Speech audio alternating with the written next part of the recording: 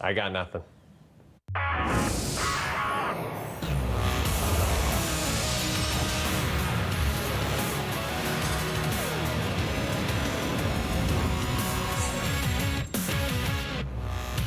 Sports Center with Jay and Dan, presented by McDonald's. Thrilled that you joined us for the at-home edition. As you can see, we've added a basketball hoop. So, the Toronto Blue Jays last week, bad news. The federal government denies their bid to play their home games in Toronto for the upcoming shortened season. No problem, because Tuesday night they came up with an agreement with the Pittsburgh Pirates to play their home games at PNC Park in Pittsburgh. Beautiful park, by the way. All they needed was the approval of the state of Pennsylvania. Didn't happen. Pennsylvania Department of Health announced Wednesday it will not allow the Jays to play at PNC Park. Pennsylvania's Secretary of Health said to add travelers to this region for any reason, including for professional events, risks residents, visitors, and members of both teams. According to ESPN, the team is looking at alternative options, including going to the city of each scheduled opponent and playing as the home team. With more, here's Jennifer Hedger.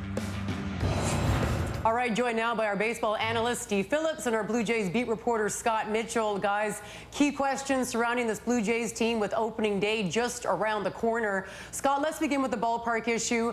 The Toronto Blue Jays will be the only team in Major League Baseball who will not be playing at their home park this year. Regardless of where they end up playing, how does that impact the club? Look, the Blue Jays are in a real tough position right now. Plans keep falling apart on them. They were hoping for clarity by this point or even sooner. And when you look at what their options are right now, there's creative options on the table, potentially Baltimore, or they might have to circle back and go to Buffalo or Dunedin. So there's no certainty right now, and that certainty is going to play a role in the start, which is absolutely crucial. This team needs to be ready to go right from the jump on Friday. The first 10, 20 games are going to be absolutely paramount for every team across baseball, and the Blue Jays are in a real tough position in terms of that. Well, I think the mental approach is the thing that's going to be compromised the most, to never have a place that's home. Even it's going to be the place they might play their home games, but it won't be home. They're going to be living out of their suitcase weeks at a time. It is going to be a real challenge. Ball players are creatures of habit, and there will be no normal routine this year for this young Blue Jays club. Steve, this is going to be a 60-game sprint as opposed to the usual 162-game marathon. How does it change Charlie Montoyo's strategy? Well, over 162 games on a rebuilding franchise, Charlie Montoyo's developing young players at the major league level during this rebuilding process. In a 60-game sprint, everybody's tied for first place with 60 games to go. This is about winning this year, and so he's going to have a quick hook. He's not going to wait for players to struggle to let them work through it. He's going to find the next guy to step up and perform. A completely different approach for Montoyo. The Blue Jays always eyed 2021 as the time the contention window would open up, and this shortened season absolutely moves that up a year. So with that comes expectations, and I'll talk from my point of view. There are many more expectations on this ball club at this point moving forward, which means extra scrutiny on moves, extra scrutiny on bullpen moves, transactions. So this team is now in a different place than they were the last couple of years. All right, well, let's talk specific players then. Steve, for you, who's the single most important pitcher on this club and the single most important player, position player on the club? Well, my most important pitcher is going to be Nate Pearson. They need impact at the front end of the rotation. It's a lot to put on a young guy. It's really unfair, but they need 11 quality starts. He probably won't start with the club just to buy the service time and the extra year of service down the road, but he needs 11 outstanding starts to impact the front of the rotation, to protect the bullpen for the lesser starters, and to win his starts when he's out there. And I think from the position player side, it's Vladdy Jr., Vladimir Guerrero Jr. They need him to be not the 2019 Vlad. They need him to be the young prospect, the phenom, the aircraft carrier offensively. If he's that guy and Pearson is an ace, they've got a chance to compete. I'll make this one real short and sweet. You give a guy $80 million, Hyun-Jin Ryu needs to be really, really good in all 12 of his starts this year. And on the other side, Bo Bichette is your leadoff hitter, plays the most important position on the field defensively. He needs to be everything that we expect him to be and more. Well, thank you so much for the insight, gentlemen. Appreciate it. Thanks, Hedge. Well, whether the Jays have a home or not, the 2020 baseball season starts Thursday. You can see opening day live on TSN. It's a doubleheader beginning at 7 Eastern with the Yankees against the defending champion Washington Nationals.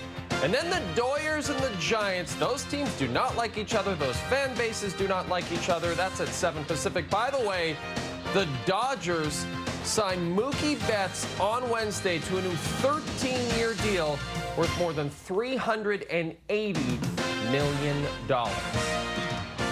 See, I talked so long there that the promo music stopped, which is kind of cool. So kind of an inside thing. Hey, CFL, great news, right? They picked their hub city in Winnipeg. That was on Tuesday. Wednesday, they're still trying to beat that self-imposed deadline to get a deal done to return to play with their players. And they're still looking for some federal government money, too. We get more from Farhan Lalji and our CFL insider, Dave Naylor. Along with Dave Naylor, and Dave, Wednesday started out with a bit of bad news in the House of Commons when Canadian Heritage Minister Stephen Guilbeault essentially admitted that he and his ministry will not be giving any financial support to the Canadian Football League. Now, not entirely an unexpected situation. In fact, Guilbeault did tweet afterwards the talks between the league and government are still continuing. What can you tell us?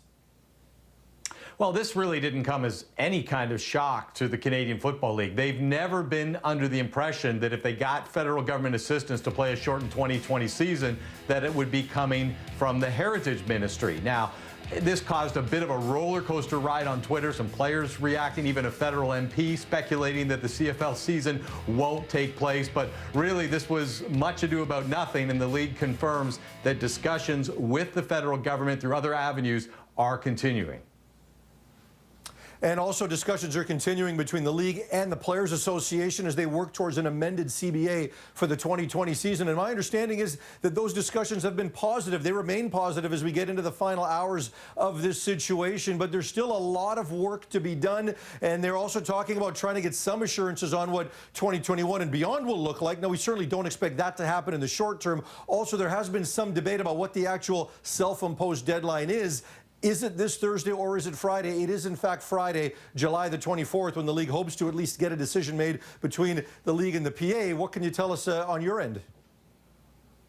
Well, I think there's concern among players just about that deadline being just 2 days away and how much there is on that to-do list to get through and whether realistically they can get satisfaction on their end of things on such issues as health and safety as it relates to concerns related to COVID-19 and guarantees of payment to players, especially when you think of guys that might have jobs in other parts of North America are going to leave those jobs to report to the hub in Winnipeg. What happens if within a couple of weeks there's a spike or things beyond the control of the Canadian Football League force the season to be shut down? Are those players going home? What are they taking with them? I think that's a real concern for players as well.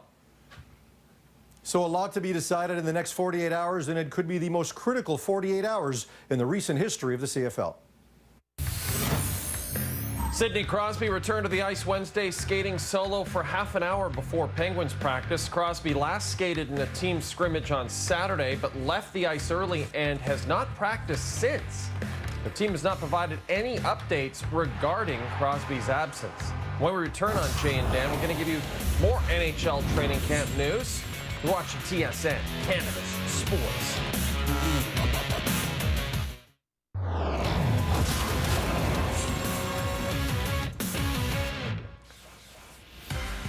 You're watching Jay and Dan. Don't forget, this Friday night, 7:30 Eastern Time, Raptors basketball. It's basketball, Raptors basketball. It's a scrimmage against the Rockets. It's a scrimmage, but it kind of counts.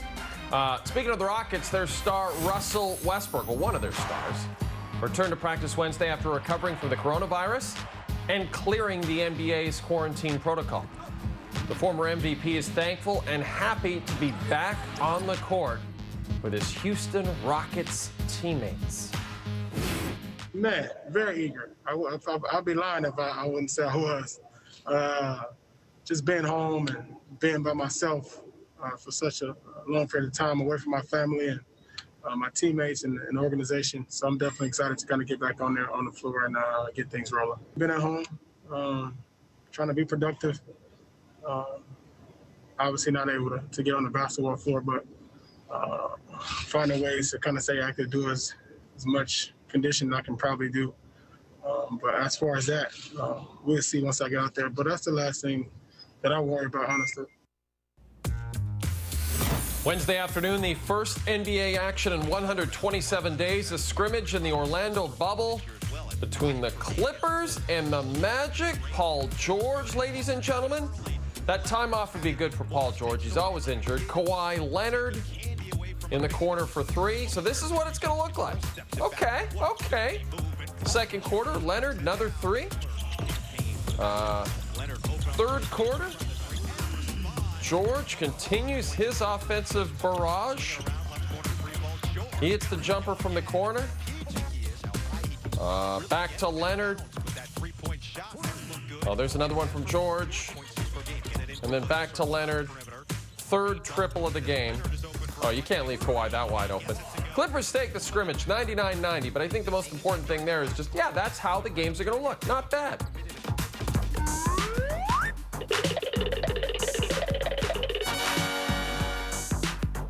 Ladies and gentlemen, we're walking over and just hanging out here and getting ready to talk about the NHL's return to play. But if you notice, I have a basketball hoop behind me now. Not even close.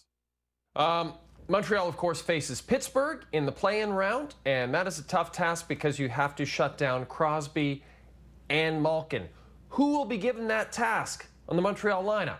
Let's find out from the mustachioed John Liu. Since the start of training camp, Jonathan Drouin, Nick Suzuki, and Yoel Armia have formed Montreal's second line, which will be tasked with matching up against either Sidney Crosby or Evgeny Malkin, depending on home and away situations. You have to have the confidence that you're willing and determined to outplay these guys. First couple of games, I don't get the last change. You got to hope that your guys are up to the challenge and understand that if I don't have the right line out there, but the Crosbys or the Malkins of this world are out there, then we have to be conscientious of that. I have a lot of confidence that that line is going to be a big line for us, hopefully moving forward here and not having to rely on always one line or two lines to give us some scoring. If we play like we practice, we're around the puck and we're creating little plays. Army's obviously got that long reach. He's very good in the corners, and Susie's got a great vision anywhere in the ice. I've played some games in playoffs. I've played important games with obviously Tampa when I started playing my career, and I think the biggest thing playoff hockey is shift in, shift out. It's short shifts. You got to give it all you got, and because you don't know how many times you're going to be playing playoff hockey. Drouin, Suzuki, and Armia played 4 games together in February after Drouin returned from wrist surgery and before his season ended due to an ankle injury, a small sample size that wasn't productive. The line combined for only 1 goal, 1 assist, and was a plus-minus of -16. But then and now are apples and oranges, because the big difference is Drouin is finally fully healthy for the first time since last November. John Liu, TSN, Brossard, Quebec. John, thanks so much. The talk around Jets camp Wednesday was Connor Hellebuyck not being named a Hart Trophy finalist. He was named a Vezina finalist 2 days ago. A lot of people think he's going to win it, but his teammates thought he'd be nominated for the Hart as well, including his head coach, Paul Maurice. Yes, we'll just fire that one out. We'll just leave it at that. He's in that elite status. I think all of these Hart players, they put a number of years together before you can have a good year, but you need to put 2 or 3 of those kind of years together before you start to get your name out there. Connor's moving into the time where his name will start coming up in that. I think, if it's not this year, next year, the year after. Those are 3 great players, and they all deserve it themselves. So for me to say I deserve it more than them would just be very selfish. It is a little bit of satisfaction that I finally have, got the achievement, a little bit of achievement for all the hard work I put in. I mean, it's not chosen yet, but just being in that group of goaltenders is itself a milestone. And it was an up-tempo practice Wednesday at Leafs camp. Justin Hall took a high hit from William Nylander that left him shaken up. Austin Matthews scored a nice between-the-legs goal, while during a scrimmage, John Tavares scored the OT winner. Mitch Marner was on the winning team and more than happy to have bragging rights over his fellow Leaf teammates. Oh, let's give a listen to this. I'm just going to keep chirping people. That's kind of what I do. I just get under people's skins. So I just keep joking around with guys and playing around with them. But, I think The series has been fun. I think it's been competitive every single game. I know the scores might say different, but I think every single game has been a challenge to play in. We know we got some things to clean up and get better at, but like I said, every kind of game has been a lot of fun to be a part of. We're trying to keep each other competitive out there and make each other better. Well, if you follow any MLS or NBA players on social media, you may have seen them posting somewhat unflattering pictures of the food available to them in the bubble in Orlando. So obviously, some of the NHL players might have seen that, been a bit apprehensive about the food they will be served in their bubbles in Toronto and Edmonton. We here at SportsCenter with Jay and Dan, presented by McDonald's, can tell you, NHL players, don't worry. Rest assured, you're going to get great food in the bubble, as we see in our latest segment, NHL Hub City Menu. Let's take you through the menu because we have acquired it. This is an exclusive. First, the players will dine on an appetizer of ice cube in glass of milk. It's a light appetizer, and if you add a drop of blue food coloring, it's like you're in Star Wars. Then, the players will move on to the secondi, single thin noodle on napkin. Of course, with the coronavirus, very important to keep the dining surfaces clean and keep the noodles off the potentially dirty dining surfaces. Salad comes next. It's going to be a beautiful chef salad. Instead, though, we will substitute lettuce for uncooked turnip. We will substitute tomato for uncooked turnip. And we will substitute dressing for uncooked turnip. And then we're on to the main course, a perfectly cooked, perfectly seasoned filet mignon. And finally, for dessert, oh, get ready, fellas. It's gourmet poo in a bag. That's right. Gourmet poo in a bag. Bon appetit, NHL players. Rest assured, your Hub City menu is a good one.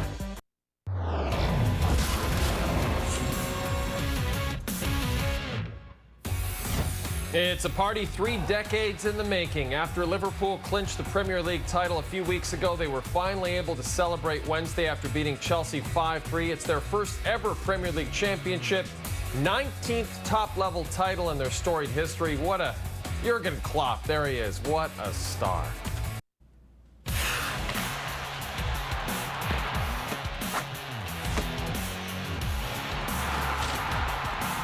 Who Delivered, brought to you by McDelivery. July the 22nd of 1997, Greg Maddux throws a complete game with only 77 pitches, 63 strikes, 14 balls, helps Atlanta beat the Cubs 4-1, one of 13 times in his career Maddux threw a complete game under 100 pitches.